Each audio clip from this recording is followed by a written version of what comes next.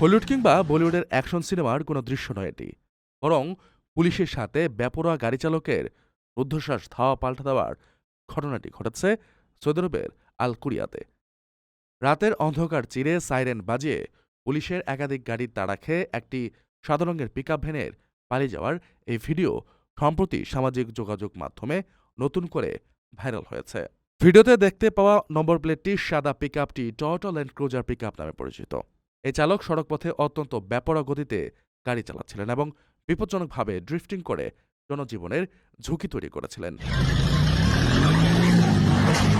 এমন পরিস্থিতিতে স্থানীয় ট্রাফিক পুলিশ গাড়িটিকে থামানোর সংকেত দেয়, কিন্তু চালক সে নির্দেশ অমান্য করে উল্টো দ্রুত গতিতে পালানোর চেষ্টা করেন।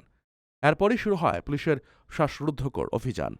চারপাশ থেকে পুলিশের একাধিক টহল দল পিকআপটিকে ঘিরে ফেলে এবং দীর্ঘ ধাওয়ার পর সেটিকে থামাতে বাধ্য করে। গাড়িটি এক পর্যায়ে নিয়ন্ত্রণ হারিয়ে সড়কের পাশে উল্টে যায়, তবে মুহূর্তের মধ্যেই পুলিশের এক কর্মকর্তা সেখানে পৌঁছে ভেতরে থাকা আরোহীদের অক্ষত অবস্থায় উদ্ধার করেন।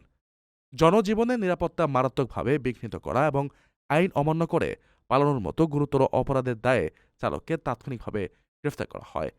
এই বেপরোয়া কাণ্ডের কারণে ওই গাড়ির চালককে 2 বছরের কারাদণ্ড দেওয়া হয়েছে।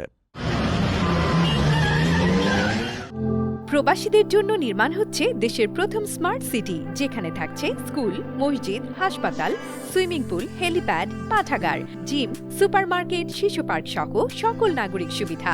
মাত্র 30 লাখ টাকা বিনিয়োগে মিলছে আকর্ষণীয় ফ্ল্যাট। প্লাটিনাম ইনভেস্টরদের জন্য ঢাকা বিমানবন্দরে ভিআইপি প্রোটোকল সুবিধা। বিস্তারিত জানতে যোগাযোগ করুন স্ক্রিনে দেয়া হোয়াটসঅ্যাপ অথবা ইমো নাম্বারে।